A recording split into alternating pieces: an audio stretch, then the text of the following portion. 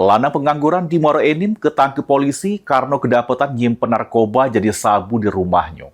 Dari penggerbekan, polisi berhasil menyita barang bukti 2,22 gram sabu yang disimpan jeruk kaleng rokok. Ayo masuk. Dengar apa? Tepek ke dalam. Masuk lah. Mati lampunya. Lampunya ada. Mati lampunya, Pak. Mati lampunya. Sesudah mendapat informasi, Satres Narkoba Polres Muaro Enim melakukan penggerbekan di rumah Ageng Susilo, lanang pengangguran di BTN Air Paku, Kelurahan Tanjung Enim Selatan, Kecamatan Lawang Kidul, Pado Daluari.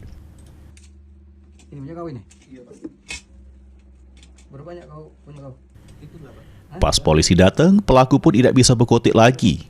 Dari penggeledahan di rumah pelaku, polisi berhasil nemu ke barang bukti 2,22 gram sabu yang disimpan jeruk kaleng odot. Pelaku memang sudah melamut jadi incaran polisi karena warga sekitar resah dengan aktivitas pelaku.